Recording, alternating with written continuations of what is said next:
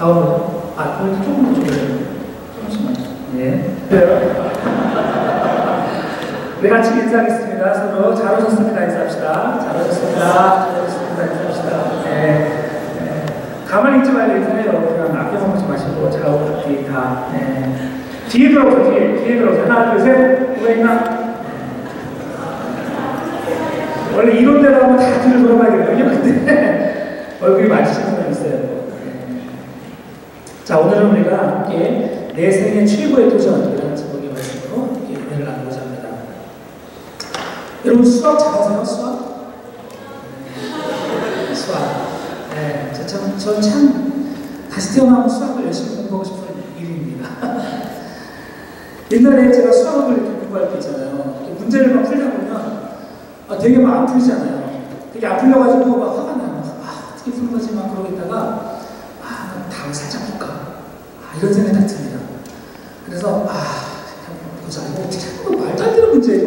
우리 잘못된 거 아니야? 뭐 이러면서 그죠? 딱 해가지고 답을 딱 보는 순간 어떻게 되죠? 이렇게 하는 거구나 이거. 되게 쉽잖아. 이렇게 생각하고 그렇게 버릇이 들더라고요. 여러분 혹시 그런 분 적 없어요? 학교 선생님이 수학 문제를 풀 때는 절대 해답을 보지 말아라. 그러는데 저는 이제 옆에다 놓고 가야 사실 답답한 걸 못 참아가지고 제가 볼 때는 수학은 좀 끈기가 있는 애 있어야 되는데 그런 게 없었던 것 같아요. 그냥 답이 뭔가 궁금하면 바로 봐야 되는데 답을 보면 금방 이해가 되는데 답을 보기 전까지는 도대체 이게 어떻게 하는 건지 도대체 막 화가 나는 거예요. 근데 여러분 우리 인생이 참 그래요. 수학 문제 같아요. 인생. 우리가 우리의 인생에 어떻게 될 것이다. 내가 누구를 만나 결혼하고 내가 어떤 직장에 갈 것이고 내가 어떻게 될 것이다. 이런 거를 미리 알면 인생을 제대로 못 살 사람이 있죠. 있긴 있는데 그러나 대부분은 그래도 아주 큰 실수는 하지 않아요. 그죠? 근데 문제는 뭡니까? 인생에는 답이 있을까요? 없을까요? 있어요? 없어요? 여러분 진짜 다 없네. 답이 없어요. 인생에 답이 없어요. 인생에 답이 없다는 얘기는 우리들이 생각하는 머릿속 한계 안에서 인생은 정해진 게 없다는 거예요. 물론 하나님은 큰 의미에서 정해놓은 게 있으세요. 하나님.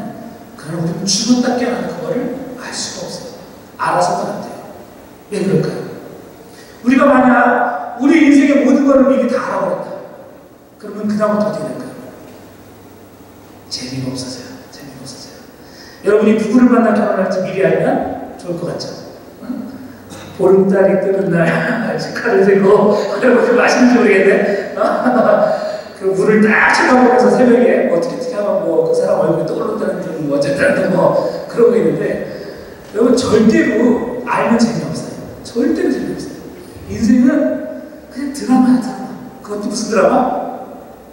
막장 드라마. 막장 드라마. 이건 말도 안 되는 드라마야. 그냥 하나님은 원래 그걸 좋아하시나 봐요. 어떻게 되신 분인지 모르겠는데 우리 인생을 그렇게 만드셨어요.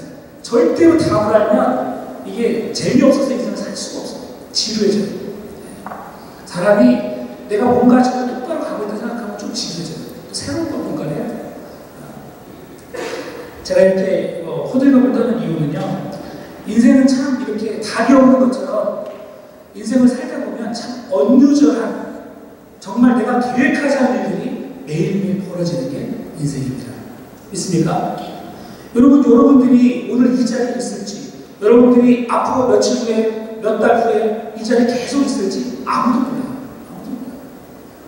작년에 잘 키우는 리더들이 어느 날 갑자기 목사님 한국 가야 됩니다.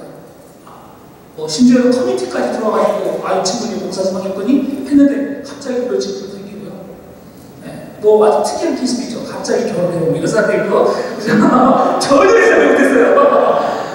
인생은 그런 거예요. 그래서 내 계획하고는 이게 상관이 안 맞는 거예요. 나는 정말 이렇게 계획해가지고 잘 될 줄 알았는데. 제가 오늘 오전까지 딱 설교를 9장 썼어요. 9장. 따다다다다닥 해가지고 탁 써놓고 이제 3부에 사회가 있어가지고 사회를 딱 보고 딱 내려왔는데 이럴 때 딱 OMG가 되는 것 같아요. 누군가가 그 설교 작성한 그 파일을 지워버렸어요. 오 마이. 알았죠?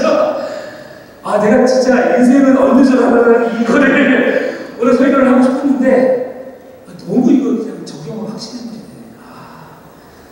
제가 9장 써놓고 지금은 사실 거의 뭐 빈장이나 마찬가지 3장을 들고 나왔는데 그렇게 됐어요. 정말 인생이요 정말 어느 줄 알아요. 여러분 알 수가 없어요. 알 수가 없어요. 진짜 아까 같은 심정에는 그거 지은 사람 잡아가지고 머리끄댕이 자꾸 죽었어요. 진짜로.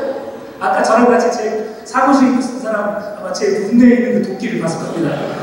얼마나 그랬는지 진짜. 여러분 제가 어제 어떤 분 세 분을 만났어요. 한 분은 밴쿠버에서 이쪽에 이사 오신 분인데 이분이 이제 제가 2달 전에 이분을 만났는데 그때 당시에 간절한 기도 제목이 있었어요. 아 목사님 나는 밴쿠버에 놓고 온 그 집만 팔리면 진짜 소망이 있겠습니다. 집값이 한때 떠가지고 안 좋으니까 집이 어떻게든 팔려야지 여기서 그 돈을 가지고 여기서 집을 사는데 그게 안 팔리니까 아파트 생활하고 너무 불편한 거예요. 근데 뭐 사람도 없고 그러니까 집이 잘 팔리기가 어려운 거죠. 이번에 갔어요. 가서 만났더니 집이 팔렸대요. 이제 이번 주 중에 아마 또 클로징 하려고 이제 밴쿠버를 간대요. 근데 이분이 그래서 행복했으면 다행인데 또 어떤 얘기를 할까요? 참 근데요. 또 근데요. 무슨 일이죠? 이번에는 회사가 문제예요. 자기가 여기 밴쿠버에서 일을 올 때 그 앞으로 몇 년 동안 일을 할 수 있는 그 프로젝트가 있었대요. 근데 갑자기 회사가 문제가 생겨가지고 자기가 맡아서 할 그 프로젝트들이 다 캔슬됩니다. 그래서 지금 잠이 안 오고 이걸 어떻게 해야 되는 거예요? 내가 밴쿠버에 가서 집을 클로징하러 갈 건데 다시 밴쿠버 가서 직장을 얻어야 되나? 이런 고민을 하고 계시더라고요. 참 그분도 생각해보면은 이것 하나만 해결되면 아주 살 줄 알았는데 또 다음 문제가 생겨요. 또 계획하던 다음 문제가 생겨서 힘들어하는 것을 어제 만나서 얘기했어요. 그러면 어떤 분은요 이제 없는 살림에 또 살림을 탁 나눠가지고 새로운 사업을 하나 했어요. 새로운 사업을 이제 확장해가지고 열심히 투자를 하고 열심히 고치고 노력을 하고 시간을 들이고 정말 그렇게 해가지고 사업을 시작했는데 이거는 뭐 매일매일 문제가 생기는 거예요. 그 중에서 진짜 열받은 게 뭐냐면 이제 여러분 그 화재 경보기 있잖아요. 여러분 그거 아시죠? 화재 경보기가 그 이유 없이 그냥 울리면 한 번 울릴 때마다 이 소방관들이 소방차가 몇 대가 확 오거든요. 오면은 그거 어떻게 되는지 아십니까? 다 문을 찾아요. 그리고 그 원인이 만약에 정말로 화재 경보기에 오작동이면 그 주인 다 물어내야 되는 거예요. 옛날에 저희 딸 한비가 저기 다운타운 살 때 몰루 그거 확 내렸어요. 내려가지고 소방차가 3대가 출동해가지고 그때는 이제 애가 어리니까 봐줬는데 이분은 지금 비리 몇천 불 나왔더라고요. 몇천 불 나왔는데 막 너무 속상하고 어떻게 이럴 수 있습니까? 목사님 이거 반드시 해결돼야 됩니다. 얘기하시는데 참 마음에 안 들었더라고요. 완전 이거는 뭐 날벼락 맞은 거 날벼락. 정말 자기는 아무 잘못 안 했는데 그냥 생돈 몇천 불을 내야 되는 거예요. 얼마나 화가 나요. 그렇지 않아도 먹고 살기 힘들어서 사업 다 확장했는데 그럼 인생이 내가 계획한 대로 된다면 얼마나 좋겠어요. 그런가 하면 또 세 번째 사람 이분은 진짜 잘 나가는 분이에요. 이분이 너무 잘 나가서 예를 들면 두 가지를 보시는데 이분은 제가 그 직종은 얘기 안 할게요. 근데 어쨌든 간에 한인 최초 그 직종에서 한인 최초였어요. 그리고 얼마 전에 그 시험을 봤는데 캐나다 전체에서 1등 됐대요. 어떤 분야에. 그리고 하여튼 잘 나가요. 되게 잘 나가는 분인데 이분이 이런 분은 뭐 고민이 없겠지 했는데 그 고민을 얘기하는데 뭐라고 얘기하냐면 자기는 정말 공부하고 싶대요. 지금 이렇게 잘 나가는 사업을 다 그만두고 그냥 나는 좀 선비처럼 공부 좀 하고 싶다. 그렇게 잘 나감에도 불구하고 만족하면 우리 생각할 때는 저 사람은 자기가 계획한 대로 모든 게 착착착착 들어가지니까 아마 매우 행복할 거라고 생각했는데 아니요. 그렇지 않은 것을 만나게 되었어요. 여러분 우리가 살아가는 이 인생들 여러분이 사는 그 인생의 길 여러분들이 계획한 대로 다 잘 된다면 얼마나 좋겠습니까? 하지만 하나님은 그걸 잘 허락하지 않는 것 같아요. 그게 꼭 하나님이 심술꾸러기라서 그런 게 아니라 어쩌면 그 안에는 다 이유가 있다고.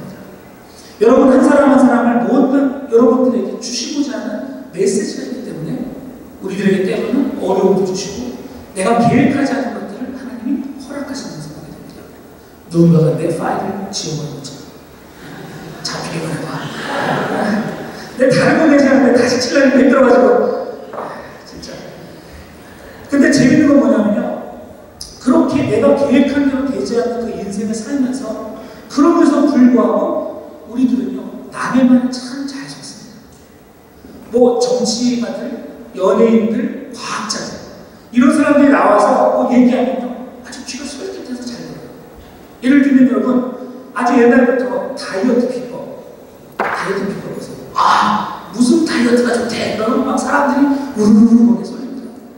옛날에 1960년대, 70년대 처음 유행했던 게 다이어트가 원푸드 다이어트.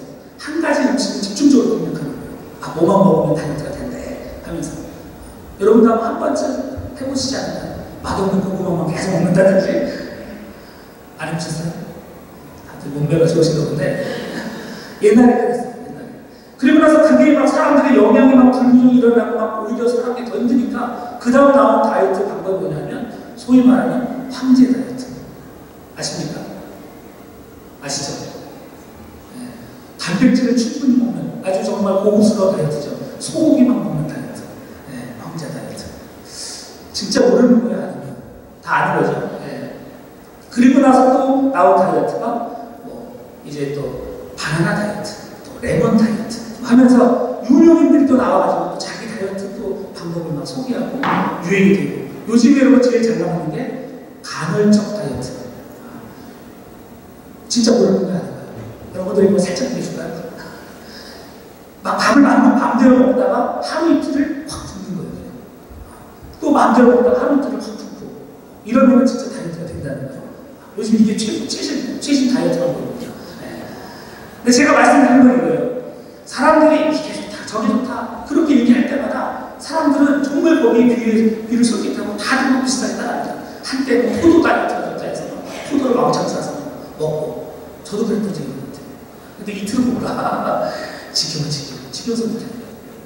그런가 하면 정치인들이 나와서 얘기를 하죠. 연예인들이 얘기를 하죠. 아, 그러면 사람들은 거기에 솔깃하고 마치 정말 거기에 진짜가 있는 것처럼 많은 사람들이 따라합니다. 제가 몇 번을 말씀드린 적이 있는데 저희 부모가 현직 이제 무당이라고 말씀드렸잖아요. 무당은 뭐 하는 거냐면 정치인분들이에요. 지난 금요일날 우리 기도회 가셨던 분들은 제가 좀 동영상을 보여드리면서 말씀을 드렸는데, 저희가 이제 가족 모임이 있어서 모이잖아요. 그러면은 저희 부모님하고 저하고 같이 딱 앉아있으면 사람들이 반응이 어떤지 아세요? 반응이 묘합니다. 어떻게 반응이 묘하냐면 뭐 다른 거 제가 다 얘기 드렸으니까 친척분들이요 은근히 부모 옆에 앉아요. 그래가지고 뭐라도 한마디든 듣고 싶은 거죠. 원래 그러면 전쟁에 때 가가지고 뭐 하면 복채내놔라 뭐하라고 해서 돈 받잖아요. 근데 이제 친척이니까 그냥 옆에 앉아가지고 아이고 별일 없어 뭐 어쩌고 하면서 막 말을 꺼내요. 그러면서 그분들은 마음속에 은근히 뭐를 기대하냐면 이 정재리 부모님이 뭐 한마디라도 좀 해주시기를 그렇게 기다리는 거예요. 아, 올해는 물 좀 조심해야 되겠어 뭐 이러면서 이런 말을 기다리는 듯한 그런 인상을 받아요. 근데 진짜 열받는 게 뭐냐면 아무도 저한테는 안 물어봐요. 나도 동종 업계인데 나도 같은 업종인데 왜 부모한테는 사람들이 막 빌붙어가지고 뭐라도 한마디 들으려고 이러면서 목사한테는 가서 안 물어보냐 이거예요. 하다못해 뭐 신앙에 궁금한 거라도 좀 물어보지. 궁금한 거 물어보고 제가 줄줄줄줄 쫙 설명해 줄 텐데 아무도 안 물어봐요. 그래서 종종 그런 생각이에요. 왜 그럴까? 왜 목사한테는 안 물어볼까? 금방 드는 그런 생각이에요. 목사가 대답해 주는 건 너무 철학적이야. 목사가 대답해 주는 거는 이건 너무 추상적이고 별로 내가 먹고 사는 거랑 관계가 없는 것 같아요. 근데 정쟁이들이 얘기해 주는 거는 귀가 솔깃해요. 당장 내 목숨이 달려있는 것 같고, 요번에 우리 자식들 결혼 보낼 때 어떤 사람이랑 결혼시켜야 될지 이게 뭐 금방 착착착착 나올 것 같으니까 거기에는 귀를 기울이는데 목사님 말에는 전혀 귀를 기울이지 않더라. 여러분 참 재밌지 않습니까? 인생이 내 마음대로 되는 것도 아닌데, 그렇죠? 많은 사람들은 전쟁이나 과학자나 연예인들이나 이런 사람들 얘기하는 것에 막 이리 흔들리고 저리 흔들리고, 그러는 가운데 하나님께서 우리들에게 말씀하시는 내용들은 과연 어디 있느냐? 저는 오늘 여러분들에게 우리가 뭘 믿고 있다고 말하는 이 믿음, 여기에 대해서 한번 질문을 해보십니다. 여러분이 갖고 있는 믿음, 그 믿음은 과연 무엇입니까? 그 믿음은 과연 얼마나 든든하고 얼마나 확실하냐 하는 것입니다. 여러분들이 인생을 살면서 내가 계획하고 이렇게 해보자 저렇게 해보자 하는 그만큼의 믿음도 아닌 것 같은 느낌이 들어서 속상해요. 많은 과학자들이나 연예인들이 나와서 이런저런 얘기하는 것들은 맞아 그래 하면서 매일매일 이야기하고 짝거리가 되면서도 정작 성경에서 말하고 있는 어쩌면 우리 인생에 가장 중요하고 가장 정확한 우리를 지으신 하나님께서 말씀하시는 그 내용에 대해서는 별로 귀를 기울이지 않고 거기에 대한 중요성을 놓지 않다는 것입니다. 아니 심지어 교회를 다니는 사람들조차 우리가 믿음이 있다고 말하지만 그 믿음이 과연 어디까지나 하는 것입니다. 여러분 교회를 지금 왜 다니십니까? 자, 이 생각을 하면서 이거는 비교해봤어요. 여러분 학교 다니셨죠? 학교 다 다니셨을 겁니다. 마치 교회를 학교 다니는 것처럼 생각하는 분들이 많은 것 같아요. 학교 다니면 어떻게 됩니까? 시험 보고 어떻게 하면은 졸업장이 나옵니다. 그렇죠? 그러면 내가 학교 나왔다는 뭔가 믿음이 확실해지는 거예요. 내 안에 크레덴셜이 생기는 거예요. 졸업장. 바람 낮게 나왔다고 하지. 그거는 뭐 부인할 수 없는 확실한 사실. 이거는 뭐 누가 뭐라 그래도 얼마 전에 그 한국의 어떤 가수 누구죠? 기억이 안 나요. 랩하는 가수 있잖아요. 싸지 말고. 몰라요? 너무 여러분 성스러워서 가수님들을 잘 모르시는군요. 그 있잖아요. 왜 그 졸업장 때문에 어디 한번 스탠퍼드냐고 타올러. 그거 진짜 못해. 아니 도대체 타블로가 학교를 나왔으면 어떡고 안 나왔으면 어때? 왜 그걸 갖고 그렇게 그냥 죽자사자 내미냐고. 그 사람 그 졸업장이 있으면 거 없으면 거지. 왜 그걸 그냥 추적하고 막 안 나왔다. 왜 그런지 몰라요. 그래도 어떻든 간에 여러분 학교 나왔던 졸업장 있으면 이건 너무 확실하다. 이거는 마치 지구가 동글다는 것만큼이나 진리야, 진리. 그쵸? 맞죠, 여러분? 여러분 갖고 있는 그 증명서만 있으면 여러분 믿죠? 누군가가 여러분 졸업장 딱 보여주면 그 사람 거기 나왔구나. 믿죠, 여러분? 믿어야 안 믿어요? 믿지요, 여러분? 믿잖아요.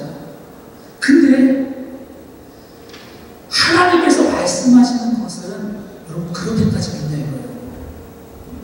하나님이 성경에서 여러분들에게 말씀해 주시는 내용에 대해서는 여러분들이 그렇게 학교 다니면 받는 졸업장만큼이나 사실을 믿는 거예요. 이게 정치입니다. 많은 사람들이 교회를 다니면서 그냥 교회 왔다 갔다 하면 마치 내가 졸업장이라도 받는 것처럼 나중에 여러분들이 천국에 갈 때 너 정말 나를 믿었냐라고 말하면 예수님 저 교회 다녔는데 졸업장 없어요. 안타깝게도 교회는 졸업장이 없어. 뭔가 증명해 줄 수 있는 증이 없었죠. 물론 우리가 교회 이름 수첩에도 주고 다 써있지만 그거하고는 안 된다는 거예요. 세상의 것들은 그런 식으로 뭔가 나를 확실하게 근거를 제시할 수 있지만 안타깝게도 우리가 믿는 이 믿음이라는 건요 그런 식으로 증명되지는 않아요. 이런 문제를 가지고 우리가 여러분 본문을 한번 들어가 보세요. 보면 아주 흥미로운 장면들이 등장하게 됩니다. 여러분 요한복음 11장 내용들을 좀 다 보셔야 되는데요. 저랑 같이 한번 말씀을 11장부터 시작해서 같이 따라가면서 한번 같이 보았으면 좋겠습니다. 우리가 읽은 이 요한복음 11장의 내용은 한마디로 얘기하면 예수님께서 그가 사랑하셨던 세 남매들 마리아, 마르다, 나사로 이 세 사람의 등장인물과 함께 벌어지는 어떤 해프닝입니다. 그런데 오늘 사건의 중요한 그 포인트는 뭐냐면 나사로가 병이 들었다가 죽었다는 거예요. 그게 오늘 핵심 포인트죠.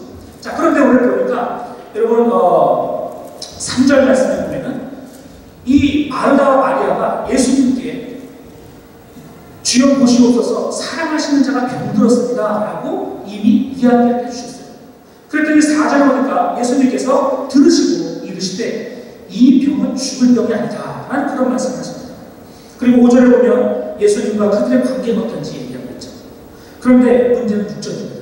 6절을 보면 이렇게 말했습니다. 나사로가 병들었다 함을 들으시고 그 계시던 곳에 이틀을 더 묵으셨다.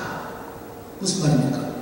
정상대로 하면 내가 그렇게 살아가는 사람이면 지금 병이 유증하니까 지금 빨리 가서 고쳐주셨으면 맞는 건데 예수님께서 그 소식을 듣고도 일부러 이틀을 머물던 그 자리에 더 머물렀다는 거예요.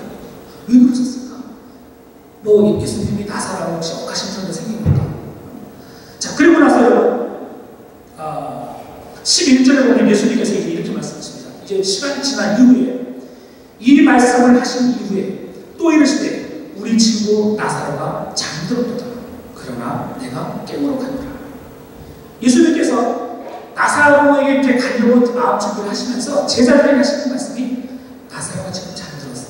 우리 깨우러 가자. 아마 이 얘기를 들은 제자들은 생각할 때 그렇게 생각했습니다. 아, 나사로 진짜 짜증이야.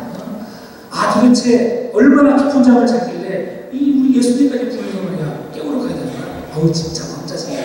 그런데 13절에 보면 제자들이 그런 생각을 하는 것을 읽으셨던 주님께서 뭐라고 말씀하십니까?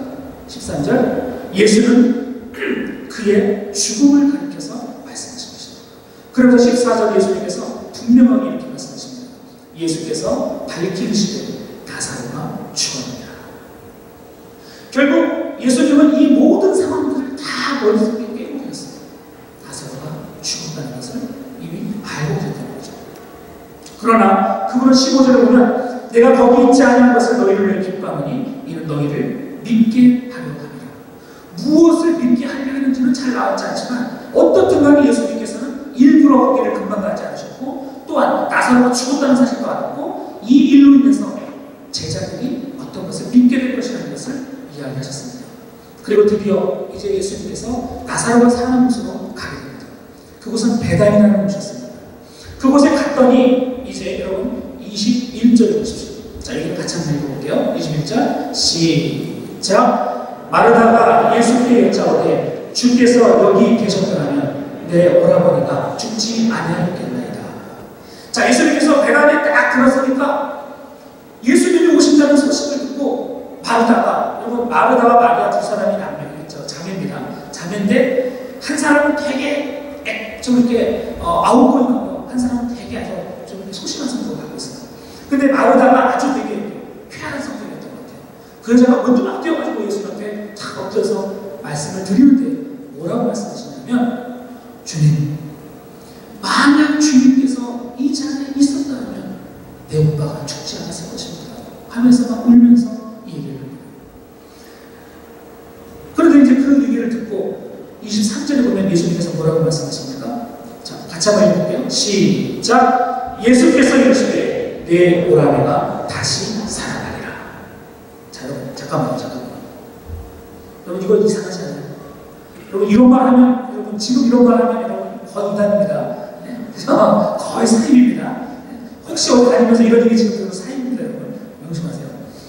자, 마르다가 말한 내용은 아주 지극히 정상적인 말입니다. 그렇죠? 예수님이 마르다는 믿음이 있었어요. 어떤 믿음입니까?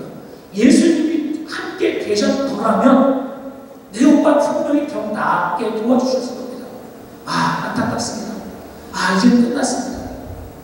마르다 이 고백 그래도 믿음 있는 고백이고 그래도 아주 정직한 고백입니다. 하지만 이 고백에 대해서 예수님의 대답은 전혀 엉뚱하게도 뭐라고 말씀하시죠? 내 오라버니가 다시 살아나리라. 이 말을 들은 마르다가 내가 뭔가 잘못 들었나 싶어서 뭐라고 대답합니까? 24절에 맞아요 예수님, 마지막 날 부활 때는 우리 오빠가 다시 살아나겠죠. 여러분 지금 이 프로세스 어떻게 진행되는지 잘 따라오셔야 돼요. 이거는 지극히 정상적인 크리스찬 한 여성의 대답입니다. 그런데 문제는 예수님에게 있습니다. 예수님은 정상이 아닌 것 같아요. 25절에 뭐라고 대답합니까? 예수께서 이르시되 나는 부활이요 생명이니 나를 믿는 자는 죽어도 살겠고 무릇 살아서 나를 믿는 자는 영원히 죽지 않을 것이다. 이것을 내가 믿느냐? 이것을 내가 믿느냐? 잠깐만, 예수님 지금 뭐라고 하셨죠? 제가 예수님이 능력 있는 것도 알고 예수님이 잘생긴 것도 알고 예수님이 참 멋진 것도 알겠지만 잠깐만, 뭐라고요? 이 느낌을 아시겠습니까? 얼마나 황당하고 지금 그러겠습니까? 물론 성경에 그렇게 나오지 않습니다. 마르다는 아이고 주님 그렇죠 어쩌고저쩌고 하는데 사실은요, 이 27절에 나와 있는 마르다의 고백은요 알려임 없는 내용이에요. 그리고 나서 마르다가 이제 왜 그런지 뒤에서 설명해 드릴게요. 그리고 마르다가 이제 다 챙겨만 채 여전히 챙겨만 채 마리아를 부릅니다. 마리아야, 선생님 부른다, 나와라. 역시나 오히려 마리아가 급히 나옵니다. 그리고 나서 이제 마리아도 32절 말씀 보세요. 자, 32절 같이 한번 읽을게요. 시작. 마리아가 예수 계신 곳에 가서 배우고 그 발 앞에 엎드려 이르되 주께서 여기 계셨더라면 내 오라버니가 죽지 않을겠나이다 하더라. 아멘. 보세요. 마리아도 그렇고 둘 다 거기까지입니다.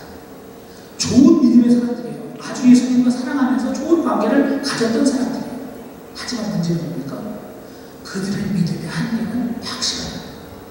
그들은 예수님을 바라볼 때 자기들이 알고 있는 그 상식 안에서 예수님을 파악하고 있었다는 겁니다.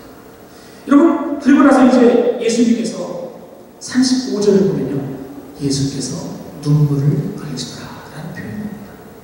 예수님의 성경에서 몇 번 오신 적이 있는데요, 이 장면은 특히 이해가 안 가요. 왜 예수께서 눈물을 흘리셨을까? 나사로가 죽어서일까? 왜 그럴까요?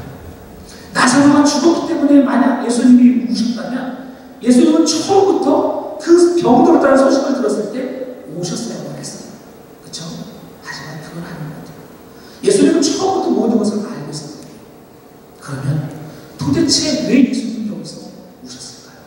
사람들이 다 보니까 눈물 안 흘리면 안 되겠다. 아이고 한국 장례식 참석하면 그렇습니다. 한국 장례식 참석하면요, 다 아이고 하면서 좀 슬픈 기색을 좀 띄어야 됩니다. 예수님이 정말 그러셨을까요? 아니요, 그것도 아닙니다. 예수님은 왜 오셨을까요?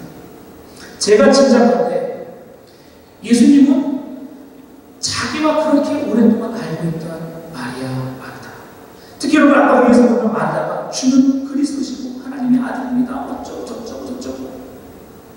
그런 고백까지 했던 마리아가, 그리고 그곳에 함께 있던 사람들이 생명의 주인이고 온 우주의 주인이고 생과 사의 죽음과 살아있는 주인이지 예수님이 지금 이 자리에 있음에도 불구하고 그 죽음 앞에서 눈물을 흘리고 있다는 그 사실 자체가 어떻다?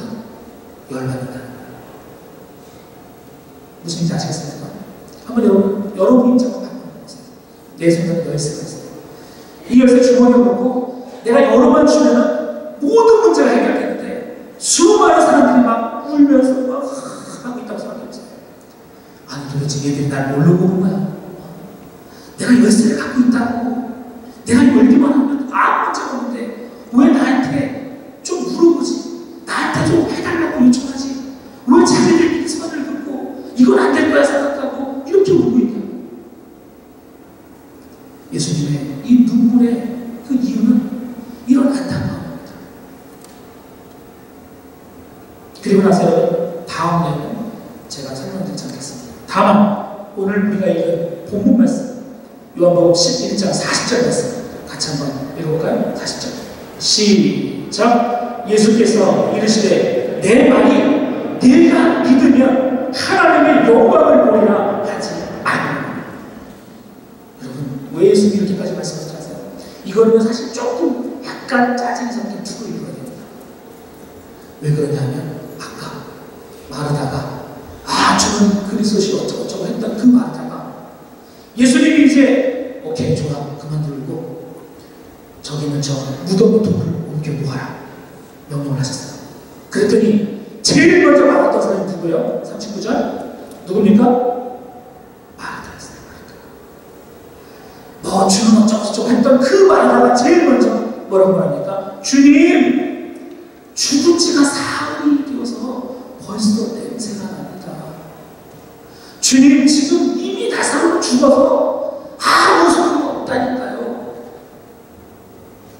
이 말을 들으면서 40절 말씀, 내 말이 네가 믿으면 하나님의 영광을 본다니까, 이런 뜻 이해하시겠습니까? 사랑하는 여러분, 우리가 인생을 살면서 물론 아까 말씀드린 것처럼 내가 내 인생을 어떻게 할 수 없는 것을 우리는 대부분 알고 있어요. 그래도 어떻게든 간에 계획을 세우고 나름대로 이렇게 보고 저렇게 보고 많이 애를 씁니다. 그리고 이것이 진짜야 저것이 가짜야, 좋은 정보를 얻으려고 여기저기 막 돌아다닙니다. 그런데 참 아이러니한 건 뭐냐, 심지어 교회를 다닌다고 하는 사람들, 심지어 그리스도인이라고 하는 사람들도 예수를 몇 년을 믿었고 기도를 하고 어떻게 하고 찬송도 부르고 이런다는 사람들조차도 어떤다는 거예요? 그 안에 진짜 믿음이 없다는 거예요. 참 자기가 섬기고 있는 그 주님이 어떤 분이신지, 그분이 과연 얼마큼 능력을 할 수 있고 그분이 과연 어떤 일을 나에게 해줄 수 있는지에 대해서 확신이 없다는 거예요. 그냥 시간을 보내고 교회 생활은 교회 생활이라고 하지만 맨날 질질 짜고 안 된다고 그러고 맨날 그러면서 예수님 믿는다고 찬송하고 기도하면서 마치 마르다가 했던 것처럼 주님 냄새가 난다니까요. 여러분, 이 말 하늘에서 들으시는 우리 주님이 어떠신가요? 야야야, 내 말이 그다음 뭐예요? 네가 어떻게 하면 믿으면은 하나님의 영광을 본다니까. 옆 사람에게 말했어요. 옆 사람에게 내 말이 네가 믿으면 하나님의 영광을 본다니까. 한번 얘기해보세요. 자, 시작. 여러분, 이거는 100번을 말해도 해야 될 얘기예요. 여러분, 왜 그런지요? 너무 열받아요. 너무 열받기 때문에. 도대체 믿음 생활한다고 하면서 시간대로 투자하고 교회 생활 이런 시간 투자하다 따져보면 꽤 돼요. 그죠? 특히 리더들 거의 교회 풀타임으로 일하는 분들 있어요. 네? 근데 만약 그 사람들이 진짜로 믿지 않고 그 짓을 한다면 오 마이 갓, 진짜 이건 너무 비싼 거야. 그렇죠? 차라리 제대로라도 믿지, 아니면 안 믿든지 둘 중에 하나를 해야지. 차라리 여러분 지금 이 예배드리는 이 시간이 아깝고요, 이 시간이 쓸데없고 하나님 살아계신 것 같지 않는다면 다 나가서 차라리 돈 벌어요. 한 시간에 몇 분씩 맞춰주게. 왜 예배당에 와가지고 쓸데없이 지금 이 시간에 지금 페이스북하고 쓸데없이 하는 사람이 있어요. 지금 알아요. 게임하고 뭐 이러면서 내가 믿는다고 지금 솔직하게 웃기지 말라고 해요. 말로 그런 얘기하면 뭐하냐고요. 그 믿음이 과연 하나님의 영광을 가져올 수 있는 믿음이라는 겁니다. 너무나 안타깝게도 사람들의 말에는 귀 기울이고 선배들의 말, 누구의 말이라고 하면 막 정보를 얻어야 되겠다 막 하면서도 성경에 나와 있는 하나님의 말씀, 나의 삶하고는 마치 상관이 없는 것처럼, 내 삶에 어떤 것에도 영향을 미치지 않는 것처럼 살아가는 이 무신론자들아. 이 무신론자들아, 얼마나 주님 보시기에 답답하겠습니까? 그러니까 우리 주님께서 내 말이 네가 믿으면 하나님의 영광을 본다. 하나님의 영광이라는 건 뭡니까? 여러분, 우리 크리스천들이요, 진짜 믿음으로 뭔가를 해나가면 그러면 그 열매가 뭐로 나타나냐면 나의 영광이 올라가는 두 번째로 하나님께서 영광을 받으십니다. 아멘. 로마서 11장에 보면 믿음으로 하지 않은 모든 것이 죄이라. 믿음으로 하지 않은 모든 것이 죄이라. 크리스천들이 자기의 머리와 자기의 톱밥과 자기의 경험과 다른 것으로 하는 것은 하나님 기뻐하지 않습니다.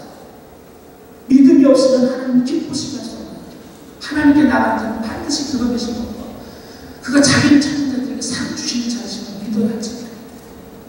히브리서에 뭐라고 말합니까? 믿음을 보지 못하는 것은 실상이다.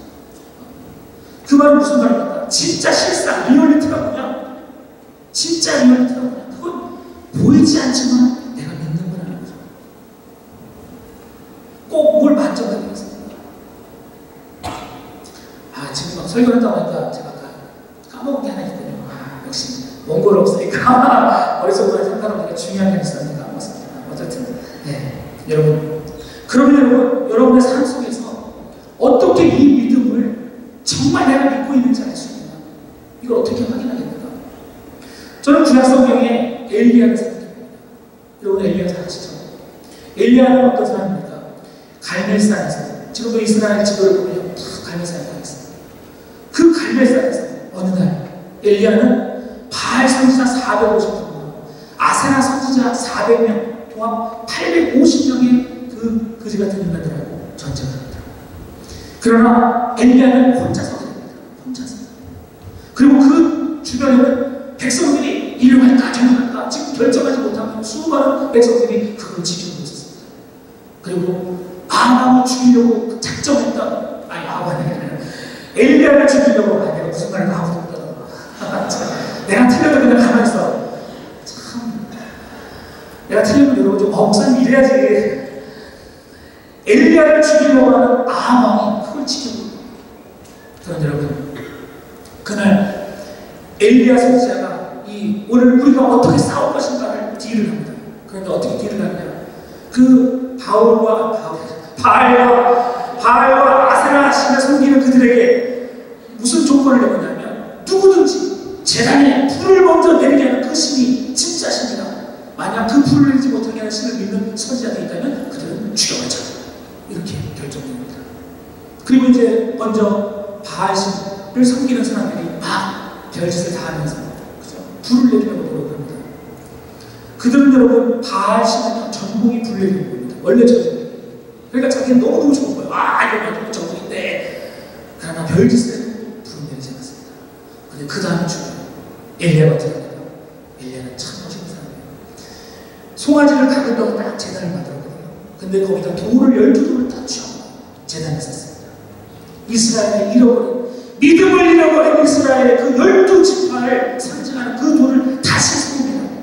니들은 다시 써라 이것들아 하면서, 그래놓고 어떻게 하겠습니까? 돌아온 밑에를 팝니다. 그래놓고는 커다란 통 4개를 주무십니다. 커다란 통에다가 뭐라고 명령하냐면 물을 가지고 4개의 통에다가 물을 가져다가 물을 붓게 합니다. 여러분, 만약 혹시나 불이 지식 내렸는데 불이 내렸다가 물이 있으면 안 타오르잖아요. 그러니까 사실은 비정상적인 일이에요. 하지만 엘리야는 자신이 있었어요. 믿음이 있었어요. 그래서 그는 그렇게 4통의 물을 몇 번 가지고 있는지 아십니까? 3번. 4통의 물을 3번씩 갖고 와가지고 그 또랑에 붓고 또 붓고 하면서 그 주변에 물바다가 만들어가 있어요. 물바다. 그래놓고 하나님께 기도를 합니다. 여호와 하나님, 내게 응답하소서. 내게 응답하소서.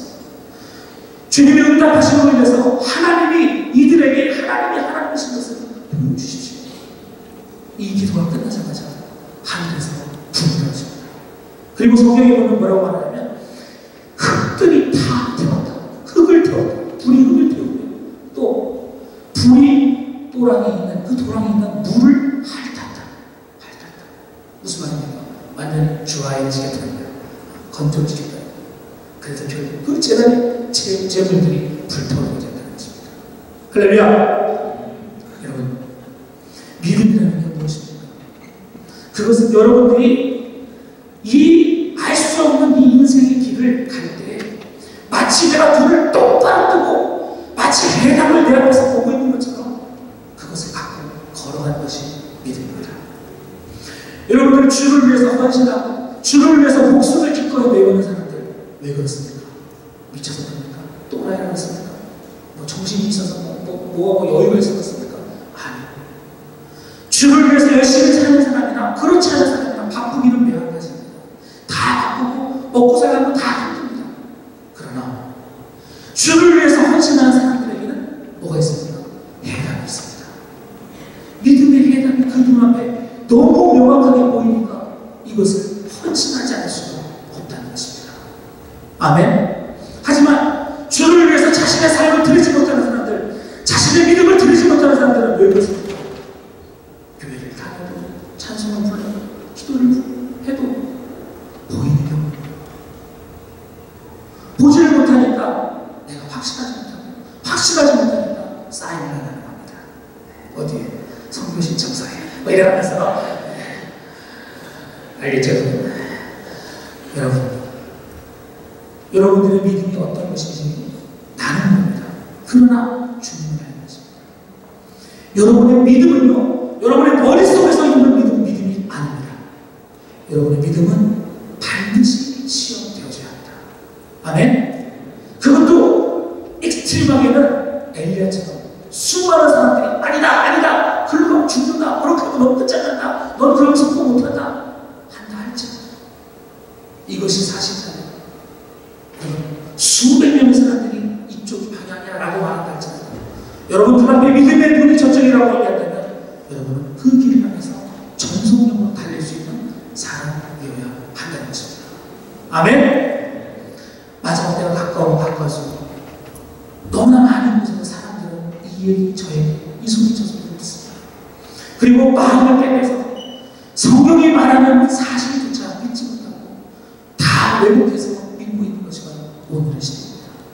여러분 이러한 때 여러분이 가지고 있는 그 조만한 믿음을 정말 제대로 사용한다면 그 믿음은 날마다 커지게 될 것입니다. 작은 믿음에서 성공한 사람이요 큰 믿음에서 성공할 수 있습니다. 절대로 작은 것을 해보지 않은 사람은 큰 걸 해볼 수가 없어요. 여러분 제가 결론을 어떻게 내렸는지 여러분 오늘 제가 설계 좀 드렸죠. 내 생애 최고의 도전. 내 생애 최고의 도전. 사실 이 제목에 그 주보에 보면은 내 생애 최고의 도전하고 아무것도 없는데 그 뒤에 사실 물음표가 있습니다.